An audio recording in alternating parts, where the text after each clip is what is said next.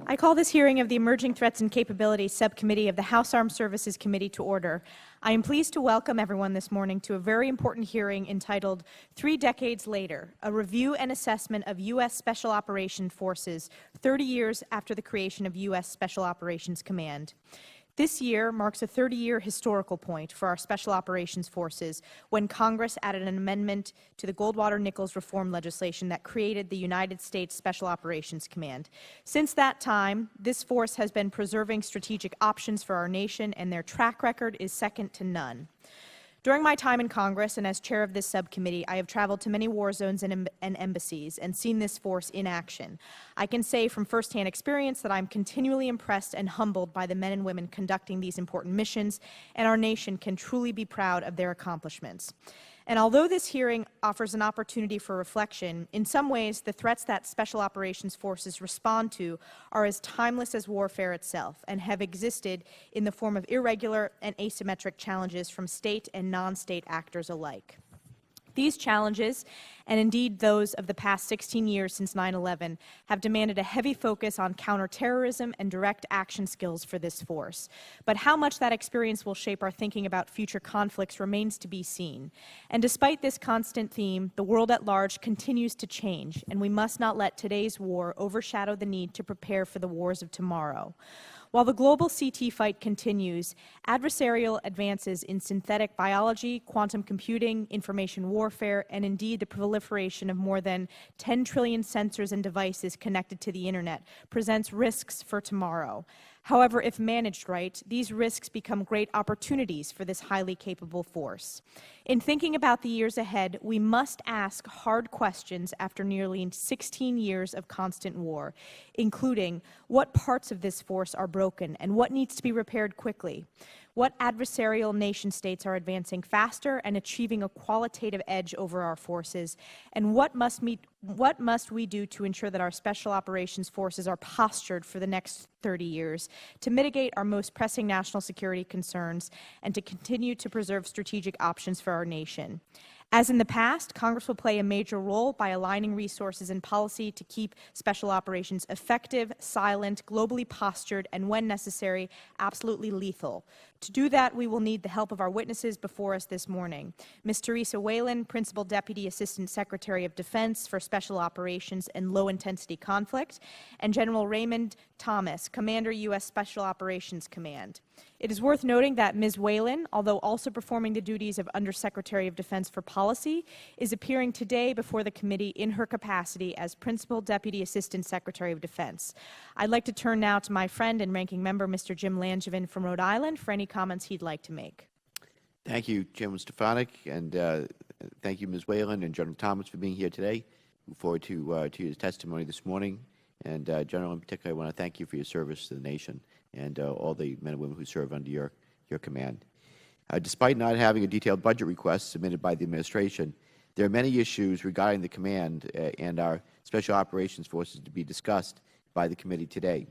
Approximately 30 years ago, Congress established Socom to ensure joint and ready Special Operations Forces capable of defending U.S. national security interests.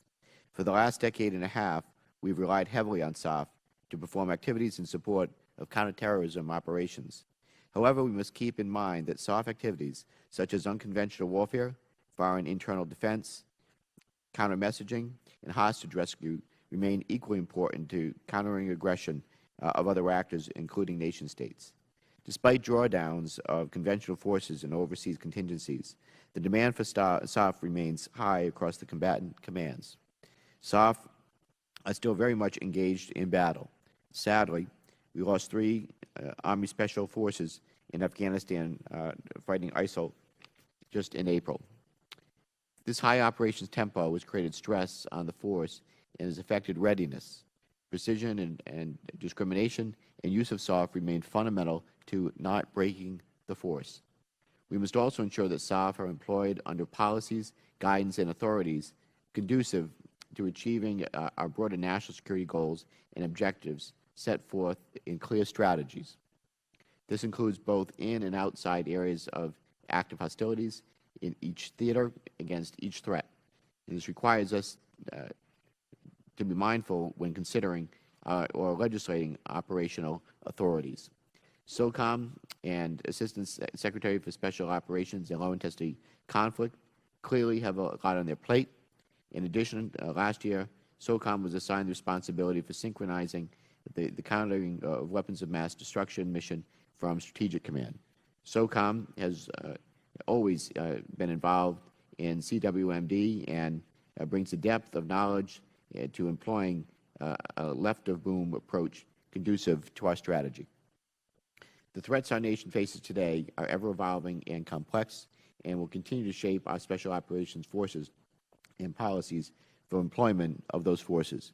I certainly look forward to hearing from our witnesses today on these topics. Again, I thank you for all the extraordinary work that you and the Special Operations Forces perform on behalf of our nation day in and day out in very dangerous areas, performing very dangerous missions. And we thank you all for your service. With that, I yield back the balance of my time. Thank you, Mr. Langevin. Immediately following this open hearing, the committee will reconvene upstairs in 2337 for a closed classified roundtable discussion with both of our witnesses. Before we begin, I remind our witnesses that your full written statements will be submitted for the record, and we ask that you summarize your comments in 5 minutes or less. Secretary Whelan, we will begin with you, and we look forward to your opening statement. Thank you. Chairwoman Stefanik, Congressman Langevin, and distinguished members of the committee, I'm honored to appear before you today in my capacity as the Principal Deputy Assistant Secretary of Defense for Special Operations and Low-Intensity Conflict. I'm pleased to share this table with General Tony Thomas, who has served at the forefront of the Special Operations Forces at all levels of command. Our entire SOLIC team is proud to partner with him and his command in forging the future of DoD Special Operations. I'd like to thank you and your predecessors for the foresight to create SOLIC and Socom 30 years ago and for your commitment to maintaining that vision over the last 3 decades. We are grateful for this committee's support for special operations as evidenced by the resources, authorities, and depth of understanding you provide in your oversight. Our military is stronger and more capable due to your efforts. Today I will focus on 3 topics. First, winning the current fight and defeating emerging threats. Second, building on the foundations of Section 922 ASD SOLIC authorities.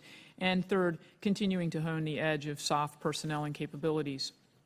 SOF is a vanguard force, encountering emerging threats at the leading edge of the modern security landscape. In the last 15 years, we have encountered a networked enemy. We flattened our organizations and accelerated our targeting cycles, and we built a network to defeat them. We now face advanced transregional threats that demand greater levels of coordination and collaboration, and we are redoubling our focus on building relationships with international and interagency partners. Today, SOLIC provides oversight and advocacy for the Special Operations budget, which is approximately 1.8% of our defense budget in 2017. And we directly manage over $2 billion in various budgets that support counterterrorism and counter-narcotics efforts. The 3 decades-long partnership between Socom and SOLIC has generated a force capable of dealing with emerging threats and a force that is able to translate those gains across the department. We will win the fight against VEOs and protect our citizens, vital interests, allies, and partners. This requires a long-term strategic approach that combats terrorists, disrupts terrorist networks, discredits extremist ideologies, and diminishes factors that contribute to recruitment and radicalization. Sustaining funding and flexible legislative authorities have been instrumental to these efforts. I want to thank the committee for establishing Section 127E, formerly known as Section 1208, as a permanent authority. The maturation of this program has provided our warfighters a powerful tool to employ to support our allies, attack our enemies, and protect our force, and is a great example of interagency synergy enabled by strong congressional support and oversight. Congressional support for countering threat finance and transnational organized crime is also crucial to our overall efforts. Terrorists, insurgents, and other threat networks depend upon illicit revenue streams and criminal facilitators for logistics support, money laundering, and also obtaining weapons and fraudulent documents. Thank you also for codifying the responsibilities of ASD SOLIC's important oversight role, comprised of the complementary tasks of monitoring and advocacy in the FY17 NDAA. U.S. Socom has made dramatic advances during wartime in response to urgent battlefield demands, gains that require an institutional foundation to endure. The Service Secretary-like authorities in Section 922 serve as a strategic linchpin, ensuring that we lock in these hard-won gains. These authorities have empowered the Special Operations Policy Oversight Council, which we have used in the past year to resolve base infrastructure and casualty evacuation issues among U.S. Socom and the services. Ultimately, these gains can be leveraged across the entire force with soft best practices in technology and talent management serving as templates for the Department in addressing emerging challenges. A key part of SOLIC's role is to advance the state-of-the-art in concepts, technologies, and strategies for both humans and hardware. Our Combating Terrorism Technical Support Office leads this effort within SOLIC by developing cutting-edge technologies for SOF, the interagency, and law enforcement. The soft truths state that humans are more important than hardware. As we continue to provide agile and innovative capabilities, we must also continue to maintain and sustain an elite workforce suited to the unique and diverse demands of 21st century warfare. For more than 30 years, SOF has remained at the leading edge of global megatrends. We have employed SOF in consequential battles, and we have seen SOF diminish threats before they evolve. We take lessons from every operation, and those lessons have informed and fostered innovation through SOF and across the larger force and department. We will continue to work closely with Congress to ensure that we have the right policy, agile authorities, and necessary resources to employ SOF effectively. I thank Congress for its continued support of our men and women in uniform and their families, and I look forward to your questions. Thank you, Ms. Whelan. General Thomas. Chairwoman Stefanik, Ranking Member Langevin, and distinguished members of the committee, thank you for the opportunity to appear before you today. I'm especially grateful to be here with Principal Deputy Assistant Secretary Whelan in a session dedicated exclusively to special operations, as it provides us the opportunity to discuss in detail the unique requirements, capabilities, and challenges associated with your United States Special Operations Command. This body legislated us into existence a little over 30 years ago to act as a unique Department of Defense organization, a dual-headed service-like entity responsible for both the manning, training, and equipping of Special Operations Forces, as well as a globally focused functional combatant command. In fulfilling the first role, which continues to be our primary function, I believe we have consistently provided the world's best Special Operations Forces to the geographic combatant commanders. However, it is in the second role, as a globally focused combatant command, where SOCOM has evolved the most. As we carry out both of these roles today, Special Operations Forces are more relevant than ever to the current and enduring threats facing our nation. We have been at the forefront of national security operations for the past 3 decades, to include continuous combat over the past 15 and a half years. This historic period has been the backdrop for some of our greatest successes, as well as the source of our greatest challenge, which is the sustained readiness of this magnificent force. We are thankful for the resources you have provided, not only to operate this force, but also to perform the critical sustainment efforts that underpin our most precious resource, our people. Last month was particularly difficult for U.S. SOCOM, losing its 407th hero, Staff Sergeant Dialankar, in a firefight in Nangarhar province in Afghanistan, while operating alongside his Afghan partners. Then last week, we lost Ranger Sergeants Thomas and Rogers, our 408th and 409th casualties, respectively. This comes on the heels of 16 other combat fatalities since I assumed command a year ago, and is a stark reminder that we are a command at war and will remain so for the foreseeable future. My current priorities for the command fall into 3 broad categories. First, we must win the current fight, which consists of carrying out assigned missions running the gamut from defeating Islamic extremism, both Sunni and Shia, to countering Russian aggression, to preparing for contingencies in Korea, as well as various security operations to defend the homeland. Second, we must continue to transform our enterprise to remain relevant in this rapidly changing security environment. Finally, we must take care of our people and their families as they form the foundation upon which our force is built.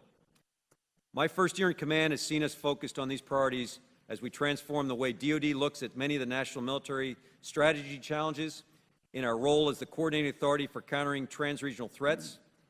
And more recently, we have also poured significant resources into defining our role as the DoD synchronizer for countering weapons of mass destruction.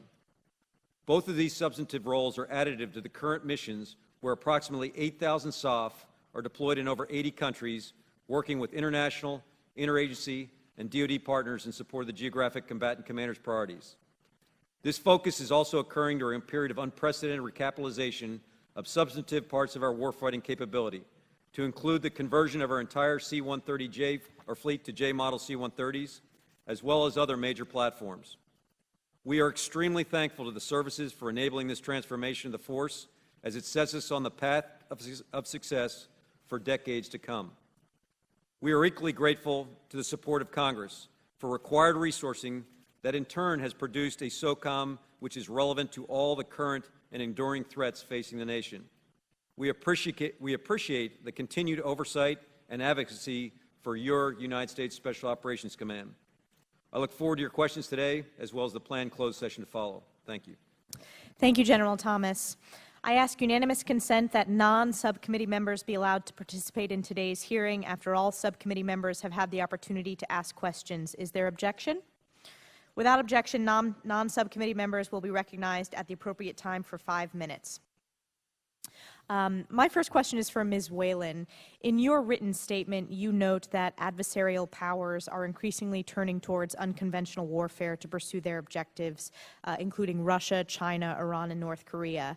And as you know, this committee shares this concern, and in the NDAA for FY16, we included a provision directing the Secretary of Defense to coordinate with the interagency and submit a strategy to counter these unconventional threats.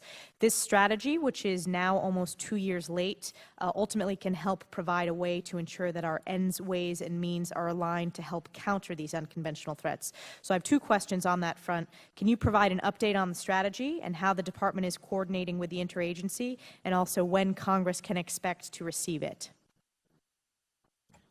Yes, ma'am. Thank you, Congresswoman, for the question.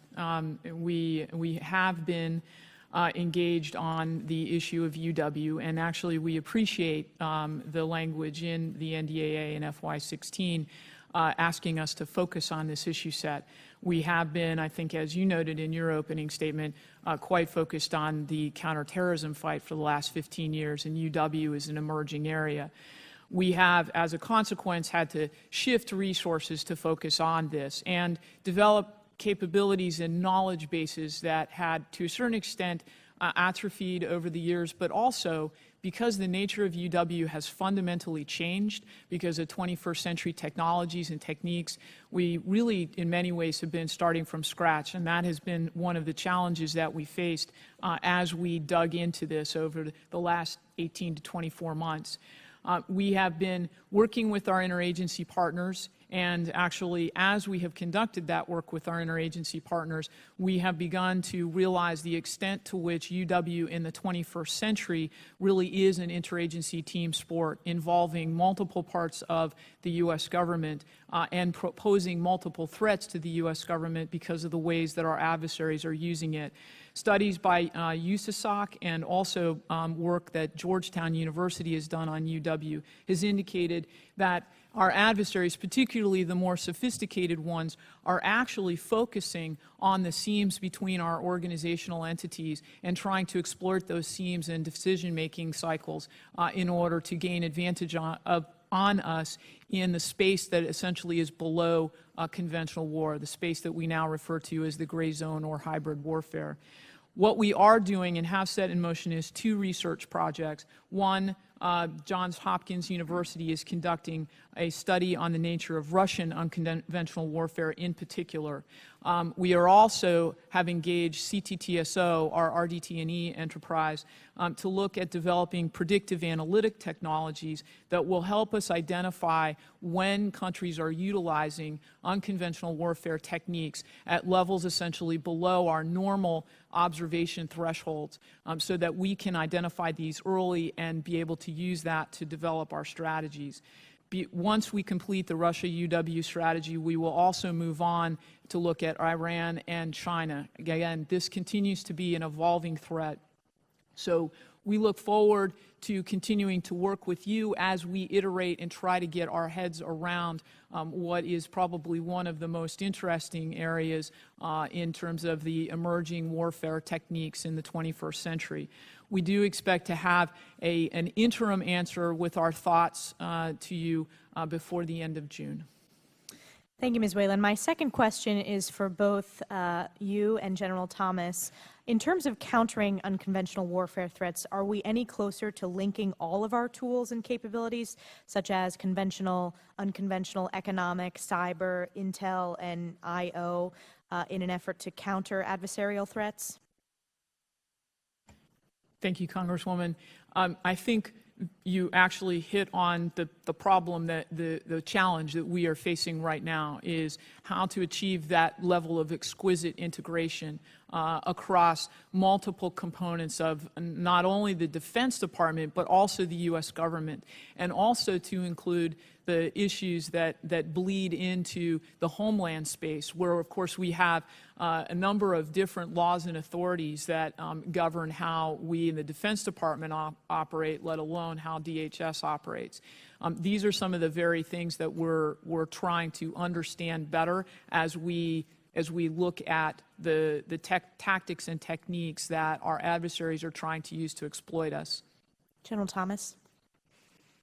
Chairwoman, to really dovetail off the first question and as it relates to your second one, we're working closely with the Department for the overall strategy, but I think as importantly and more practically, we're focused on the resources and the authorities that would underpin that strategy. So we actually are having some pretty substantive discussions, specifically as it applies towards countering Russian aggression.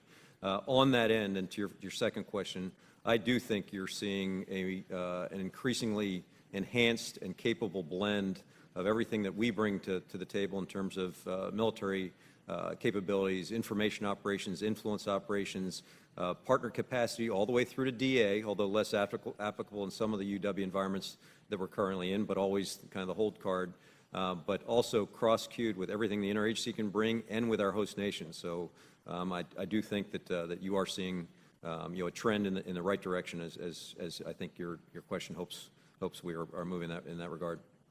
Thank you. I now recognize Mr. Langevin. Thank you, Madam Chair. Again, thanks to our witnesses today for your testimony.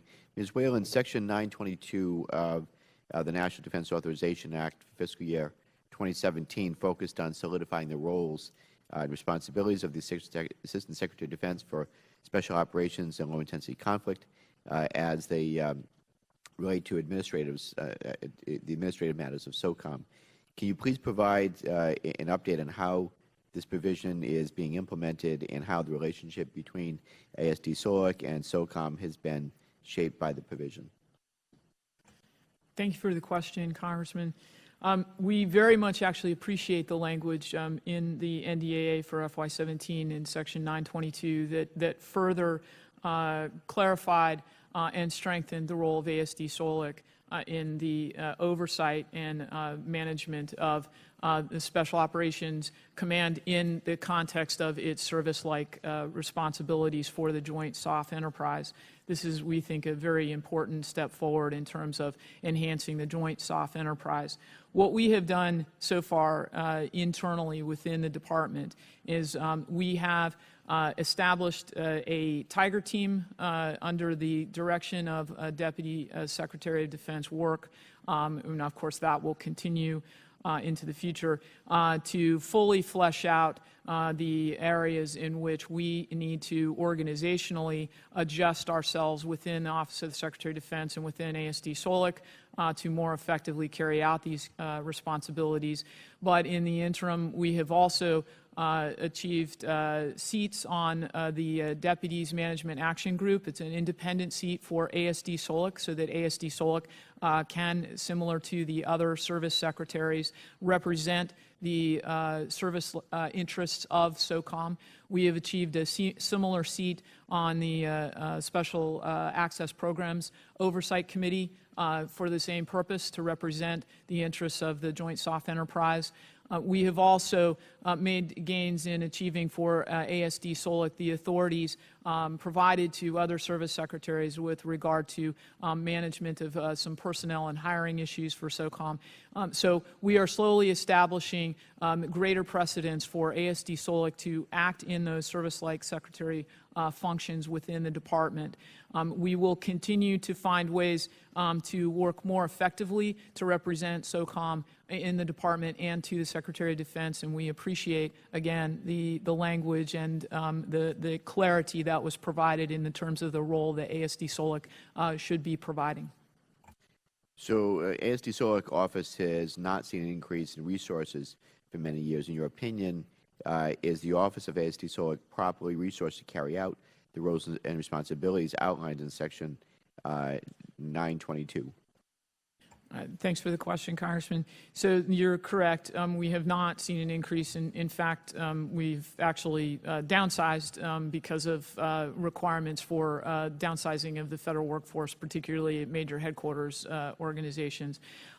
However, that is one of the functions of the Tiger Team, is looking at the language in 922, determining what functions the ASD SOLIC must provide in order to fully implement that language, and then essentially determining a troop-to-task requirement and whether or not how we can meet those in terms of the workforce while staying within the requirements for downsizing. And what's the status of the Special Operations Oversight Council?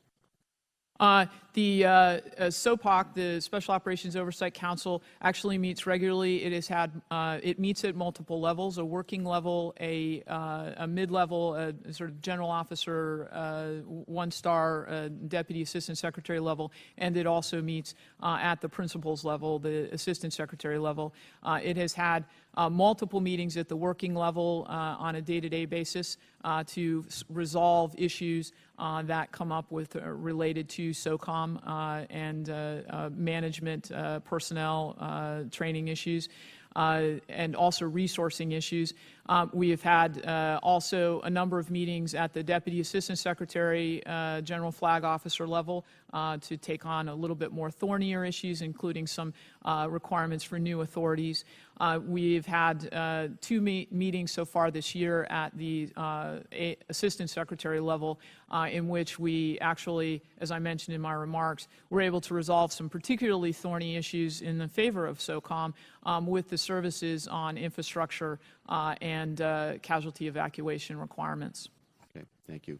My time's expired, but hopefully if we do a second round, I'd wanted to get to General Thomas and just asking for an update on the countering weapons of mass destruction synchronization responsibility that was transferred from Stratcom to Socom. Hopefully we can do a second round. Yield back. Ms. Cheney. Thank you, Madam Chairwoman, and thank you very much to both of our witnesses this morning. General Thomas, I wonder if you could talk a little bit more about the extent to which we're seeing a changing national security environment, how quickly it's changing, and what those demands mean in terms of conflict with, near-peer, peer-to-peer competitors. Give us an assessment of sort of the rapidity of that change and how that's affecting your fundamental mission and what some of the changing requirements might be. Congresswoman, as you stated in the question, the evolution, the change in terms of the threat environment is almost at a kind of a frantic level in terms of number of threats, the transregional aspect that pertains, and the varied nature of the threats. So running the gamut from hybrid threats all the way through to high-end, arguably existential threats. The challenge to our force, obviously, is to maintain the current effort towards combating violent extremism while we transform the force to be prepared for both current and emerging threats as I described them here. So the challenge, we recognize the challenge. I think we're changing consistent with the specific campaign plans relative to each one of those threats, but it's a continuous evolution. And as you look at the overall threat environment and the sort of initial mission and dealing with the counterterrorism challenge, talk a little bit about the issue of safe havens, if you would, please, in terms of specifically the separate campaign missions that we might have, and particularly separate missions we might have within individual countries. But is there an effort underway to look broadly to say, what are we doing globally to deny safe haven to ISIS? What are we doing globally to deny safe haven to al-Qaeda? And how do the SOF assets fit into that? Congressman, I'd be very happy to go into much greater detail in the closed session. But to your point, I think it's worth reminding ourselves that the reason we got involved in Afghanistan in the first place was that we were attacked from that sanctuary, where there was a symbiotic relationship between al-Qaeda and other forces there that enabled them to attack our country. Obviously, we want to avoid that situation in the future, both in declared areas of hostility and other locations where the adversary is inclined to migrate. And they do have a tendency to migrate to ungoverned spaces, which drives the need for strategies to deal with those locations. Again, I'd be happy to go into much more detail because we're not just observing the problem; we're addressing that tendency. Thank you. And in terms of the work that we're doing with partner nations, and this is also a question for Secretary Whelan, with partner forces, how we're working in terms of building capacity in those partnership relationships. Could you talk a little bit about how that's developing and how we can be most effective in terms of working with our allied forces and partnership capacity training? Thanks, Congresswoman, for the question. Actually, I think that we've made significant advances in the area of capacity building. DOD now, thanks to the new legislation, 333, has, I think, greater flexibility in the use of in Title X resources, which we are now also working with State Department to ensure that those resources are implemented in a complementary fashion to the Title 22 FMF resources that they have. So we not only do we have the flexibility that we need, but I think that we are continuing to develop improved ways of managing the programs such that we can assess the effectiveness of those programs in terms of achieving our strategic objectives. We are continuing to iterate and work with the COCOMs in terms of program design, as well as program evaluation at the back end, and then flowing that evaluation into adjustments to program design. So this is a continual process, but fundamentally capacity building is a critical part of our strategy. It's not just something that's separate from our strategy that we do independently. It is a fundamental element of our strategy because we need partners in many of the areas of the world that we work, and so building their capacity to make them essentially security providers as opposed to countries that absorb security or require security will enhance our security in the long run. Thank you very much. I'll yield back and look forward to pursuing both of these topics further in the closed session. Ms. Murphy. Thank you. Thank you, General Thomas and Ms. Whelan, for being here today and for your testimony. As I shared with General Thomas at the Special Ops Caucus breakfast this morning, I had the honor of serving in OSD SOLIC in the Special Ops Countering Terrorism Directorate in the mid-2000s, and I'm grateful to be engaging on this issue today, and I'm looking forward to visiting Socom headquarters on Friday this week with my colleague, Congresswoman Kathy Castor. Ms. Whelan and General Thomas, as you know, this committee is very focused on finding ways that the department can improve its acquisition processes to keep pace with rapid technology advancement. I understand that Socom uses alternative acquisition authorities and exemptions with great success, including the regular use of other transactional authority, which was granted to the department as an alternative business process to quickly and flexibly fund research and prototype development. For example, I understand that Socom has set up a business and technology incubator called SoftWorks using OTA.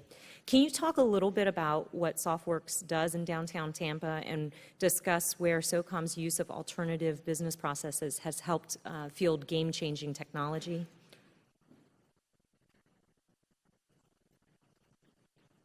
Congresswoman, thanks for the question, and look forward to your visit this Friday, and hopefully I'll have a chance to visit our facility in Tampa. First off, on exquisite acquisition authorities, our acquisition director would actually tell you that our authorities aren't that much significantly different from the services. The advantage we do have is that he works directly for me, and so we have a very direct kind of affiliation, daily affiliation, I would offer. He has been extraordinarily creative, as has the rest of the organization, in trying to create an environment that enables and encourages innovation from our problem-solving base through to how we codify it in our organization. SoftWorks, as you mentioned, is a relatively new endeavor, about a year and a half old, which was really established as an off-site, specifically and intentionally off the MacDill compound, to provide an environment where, as he would describe it, we have the opportunity for a collision of acquisition types, technologists, and most importantly, operators. So as you visit that site, you will find very current operational individuals who have the problem-solving ideas and kind of ethos that's then married with academia, technologists, and acquisition types, so that we can rapidly consider alternative sourcing, alternative problem-solving methods, and really get to the crux of the matter of providing enabling technology to our force. So again, I hope you have a chance to see it. I've probably done it a disservice, but as you have the opportunity to visit, I think you'll appreciate how nuanced and really effective this new process has been. Great, thank you. Do you have any thoughts on how we could encourage the department to move more frequently use this rapid acquisition authority and tools that you've have already been provided to DoD on a larger scale? Congresswoman, there's actually a very good news story here. I would normally tell you about our interdependence on the services. While they provide us platforms that we then transition with our funding authorities to create soft platforms. Mm-hmm. What you're seeing is a trending in the opposite direction, where based on our research and development and some of our acquisition activities, we're now enabling the services, and even more so, we're enabling some of our foreign counterparts. Mm-hmm. So we have a number of memorandums of understanding with foreign counterparts that's enabling them to keep pace with us as they can afford it and sustain it, and then really towards driving towards interoperability. But that, in the past, has been thought of just a niche, mm-hmm. soft approach that now has expanded to our services. So there's a few good examples where we're returning the favor back to the services for things that we've already done the trailblazing research and development, and they're inclined to leverage us. So I think it's a good news story. Great. And then do you think you can outline some of the more difficult advanced technology requirements that SOF needs in order to maintain an edge on the battlefield? Congresswoman, the one we discussed very briefly today that I am fascinated and arguably stunted as a 58-year-old to get my head around, and that's leveraging machine learning, deep learning, cognitive computing, that I know it. I can see it. I can see it in action in terms of corporate applications. I know the requirement in terms of how we're dealing, literally swimming in the morass of information and intelligence, a mixed bag, mm-hmm. But how we sort through that in terms of applying business solutions is right. We're on the cusp of it, and the good news is we're starting to marry up the right people with our operators and our problem solvers to get at this wicked problem of information management and deep data, all the things that go with it that arguably corporations have already addressed. Great, thank you. Mr. Wilson. Thank you, Chairwoman Elise Stefanik, for your leadership on emerging threats. And Madam Secretary General, thank you for being here today. It's especially meaningful to me. My second son is a doctor in the Navy. He trained with SEAL Team 2. He has served in Baghdad with the Rangers and the SEALs. I was on a delegation one time with Congressman Mike Pence of Indiana. And while we were there, my son gave you the highest backhanded compliment. He claimed that the Rangers are good too. So I was so proud of his service and what it means to our country. So I know firsthand how significant.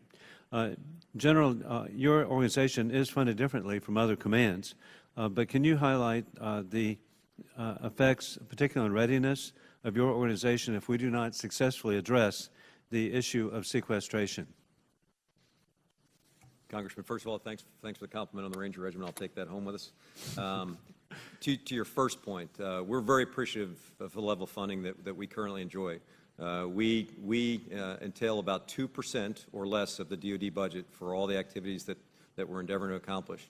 I would also acknowledge that we get matching funds, so to speak, from the services that amount to about double that budget, again, emphasizing our dependency on the services, but a small price, 2%, provides you the special operations capability that you see manifest everywhere in the world these days. Short answer for sequestration, the impact on us is catastrophic going forward. And I cannot imagine the ripple as much because I don't appreciate the ripple to the services on whom I'm so dependent. So I know I can probably itemize it for us internally, and then I can only speculate how even more tragic would be in terms of our inter-service dependence. And General, something I would appreciate at a later date, if you could provide to me what the catastrophic effects are so that I can distribute that to our colleagues, because they need to know. Sadly, this just hasn't been recognized.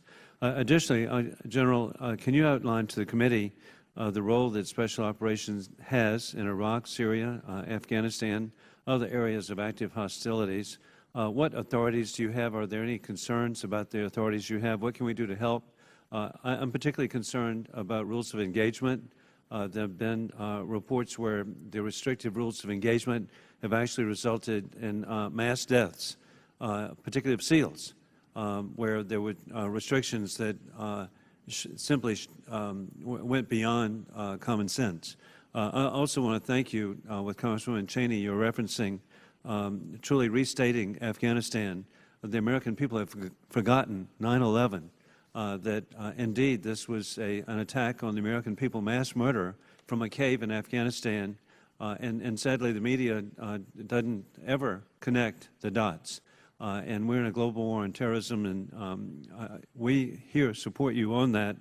Additionally, I'm grateful I actually had a son serve for a year in Afghanistan too, so thank you for referencing the significance of Afghanistan. So back again to the authorities you have, and then have there been any adjustments to the rules of engagement? Congressman, I'd like to give you a much more detailed response to that in closed session if I can, for the specific roles we're playing. I just returned from Syria, Afghanistan, Iraq, the entire Middle East, where we have forces, Lebanon, et cetera. So I can go into great detail. I would tell you that I ask that question everywhere I go. Do you have the authorities you need to do your job? And I am very satisfied that we have affected the authorities under the current leadership of the combat commanders who we're supporting to enable our force. Anecdotally, I can tell you where there are still shortcomings. I just recently was in Helmand, where there was a particular nuance to the mission set that I was able to address back to that commander. And again, I can get more detail there, but that is the consistent question our leadership is asking our folks every day. Do you have the authorities you need? If not, how do we fix that going forward? But again, if I can go in more detail in the closed session, I'd appreciate it. Well, again, I appreciate your leadership so much. And Secretary Whelan, as we're looking ahead to fiscal year 2018, what cuts do you see that are coming that could impact special operations capabilities? Thanks for the question, Congressman. I think the concerns that we have mostly are in readiness across the force. And we've been operating at such a high op tempo for the last decade plus, and with budgets going down, what we've had to do is essentially we've had to eat our young, so to speak. I mean, we've mortgaged the future in order to facilitate current operations. That has impacted readiness, and it's also impacted the development of the force for the future. And as the threats grow, this is only going to get worse. Thank you very much. Ms. Gabbard. Thank you. Morning. Thank you both for being here.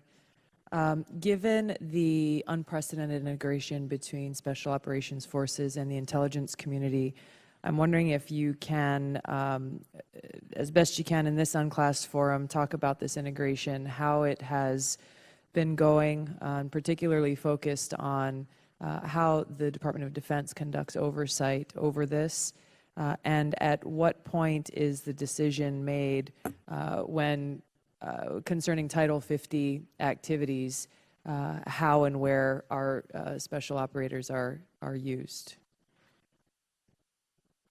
Congresswoman, thanks for the question. I think it would be best if we answered that in the closed session. In terms of the details, it gets us into some very sensitive areas. Are you able to talk about the oversight portion of this? What I can say is that we have a very proactive relationship with the commands and then also our counterparts in the intelligence community. And there is an active dialogue that takes place all the way up to the Secretary of Defense. And he engages with his counterpart regularly. So I think I would say that we have very effective oversight between the two elements of the U.S. government. Okay, thanks. Looking forward to continuing this in the closed session.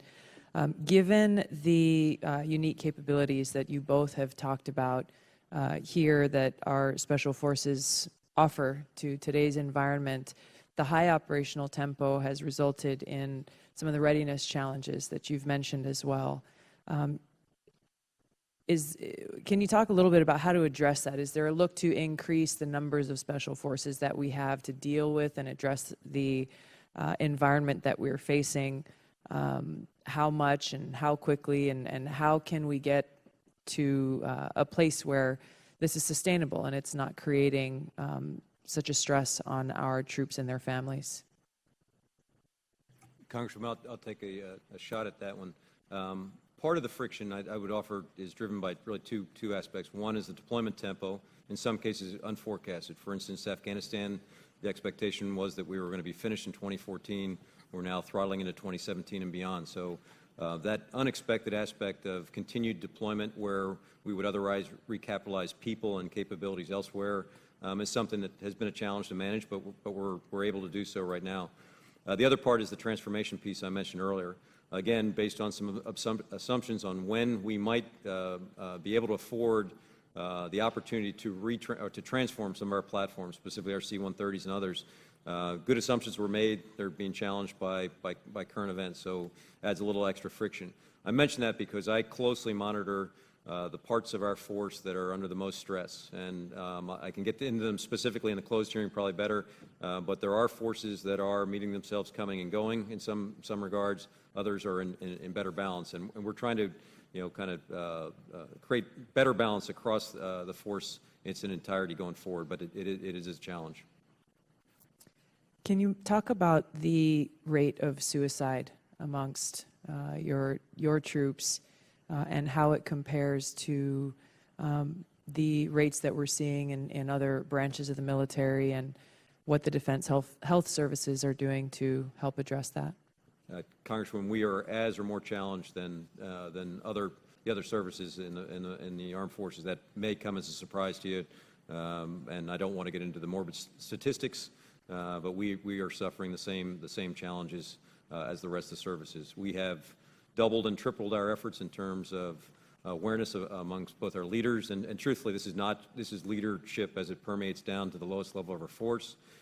We have doubled and tripled our efforts in terms of availing our service members to the services that otherwise might mitigate the challenges that they're facing, but nonetheless, we still suffer from this challenge, and we're absolutely trying to rectify it. It's a primary focus for us. Yeah. Thank you. Thanks. Look forward to continuing the conversation. Yield back. A few members have additional questions before we go to the closed classified session. My question, General Thomas, broadly, you note that Socom is preparing for conflicts of the future. What are future conflicts you fear the most, and how are you prioritizing preparation for those conflicts? Chairwoman, I don't fear the future conflicts as much as I'm concerned about our ability to get it right, to anticipate the essence of the requirement. I think anyone who's paying attention to news these days knows that the number and type of threats that would challenge DoD to the greatest extent possible, and we are integral to every one of those preparatory activities. So I think you can extrapolate from that, and I'd be glad to get into more detail in closed session on the specifics of what we're preparing to do. But suffice to say, we're integral to all the preparatory activities that are currently undergoing. And my next question is, it's mentioned in the discussion today how heavily dependent SOF is on OCO, Overseas Contingency Operations funding, and portions of the force remain in very high demand with minimal time to reset. U.S. Army Special Operations Forces in particular fall into this category. What readiness concerns do you have, and how are you dealing with shortfalls in this area? And do you anticipate that the FY18 budget request will help you in this area? Thanks very much for that question, Chairwoman, because it is a point of emphasis for us, and I know you're attentive to it. Given the current trending for budgeting, Socom will be leveraged to OCO to the tune of about 30% of our total obligation authority, 30% relative to the services who typically have about a 7% reliance on OCO. So we're 3 to 4 times more dependent on OCO. I think you know, because it's been a topic of discussion for the last 5 years among my predecessors, that OCO has acquired us enduring capabilities that we think are applicable to future threats, but it's not in the base. So therein lies the rub, that if for whatever reason OCO was to dissipate without a transition to baseline, SOCOM as it is right now is a large facade, and it's mostly manifested in one of our most prominent forces, and I can get more detail in the closed session. But it would absolutely undercut their ability to continue performing to the level I think the nation requires. Thank you. I yield to Mr. Langevin, or recognize Mr. Langevin, 5 minutes. Thank you, Madam Chair. General Thomas, if I could go back to the question I wanted to talk about. Can you provide an update on the kind of weapons of mass destruction synchronization responsibility that was transferred from STRATCOM to SOCOM, and in particular, have all the necessary resources been transferred from STRATCOM to SOCOM to carry out this role? Congressman, as you know, we picked up that mission in January based on a presidential decision last year. The actual effective transfer was in January, so we've had the mission for about 5 months now. We held our first semi-annual synchronization conference with an extraordinary turnout of both interagency and international partners. And the enthusiasm was palpable in the room in terms of a real community of action, vice a community of interest. We're very enthusiastic about pushing this mission set forward. We're in the throes of rewriting the campaign plan, as well as conducting an assessment that I hope to provide our Secretary in about the August timeframe. On your very practical question about resourcing, I appreciate your attention there. We are in the midst of some pretty substantive discussions in terms of the resources required.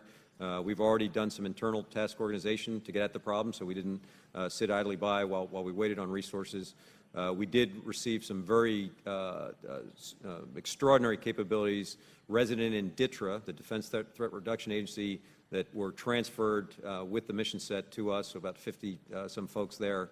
And so we're in the process of kind of cobbling together our new task organization for this problem. So I'm confident, I'm somewhat confident that we will get the resourcing required to enhance our capability in this critical mission set. Okay, we look forward to have you keep us posted on that. And what organization changes at DTRA and SOCOM have occurred? Congressman, not so much organizational. We actually morphed in terms of SOCOM structure. So I put a flag officer against this mission to kind of emphasize the criticality of it. I was lucky to have a plans officer that I could dual hat there. We applied some of our contractor focus. More importantly, we immediately adopted part of our infrastructure into a fusion cell for our common operating picture for this mission set. The interaction with DTRA really has been more of the nature of exchanged liaison officers and then really process, kind of a binding process in terms of our interoperability with our existing SOCOM staff with the DTRA component. So we just tighten the lash up there. We had a pre-existing relationship, but it's much tighter and more process focused now. Are there any priorities and challenges that you've identified so far, or is it still a work in progress? Still a work in progress, Congressman. Obviously, quite a few challenges on the WMD front. Again, going back to one of the earlier questions, I'm concerned that how we see this problem in the morass of information that's out there, especially in terms of dual-use technology. How do we see the flow of innocuous dual-use technology and otherwise nefarious technology, and then how it's integrated into our whole of government and our international approach to the problem set. So I am concerned going in, only because I'm not as attuned to the set as I probably want to be, but we're endeavoring to get there. Ms. Murphy. This is a follow-up to the last question I had for you. You had identified some of the areas that are important for you to have to maintain a competitive advantage on the battlefield, including what you just discussed, artificial intelligence, machine learning, and such. How are you staying ahead in the research and development in these areas when your budget has been steadily declining over the last few fiscal years? Congresswoman, I think we have the advantage of having an attractive mission set that, regardless of our, and I wouldn't say our budget's declined. We've flatlined a little bit, but nonetheless, we're able to attract the right kind of innovative business leads who essentially invest in our problem without great resourcing expense at the moment. Again, it depends on where we take it, but I'm somewhat satisfied that we have the attractiveness of our mission set and really the kind of ability to cross-cue what they're doing and from a business standpoint to where we're trying to apply it to military challenges, that there's enough of a nexus there to drive a less resource-intensive problem-solving approach. Great. And then can you talk a little bit about your cyber warfare and cyber operations requirements, and also how is Socom working with U.S. Cybercom, and are there any policy or authority concerns? Congresswoman, the bottom line is we have an extraordinary level of coordination and collaboration with Cybercom. So I'm very comfortable there. Probably, if I could wait to the closed session to get into the details of what we are endeavoring to do from a Socom standpoint, but clearly we have the same challenge that Cybercom has in terms of both defending the network and then seeking offensive capabilities as required for the respective problem sets. And again, I'd be glad to talk in closed session in more detail. Great, and I look forward to the closed session. I'll yield back the remainder of my time. Thank you to the witnesses for your testimony. We will now adjourn and reconvene in about 5 minutes in Rayburn 2337.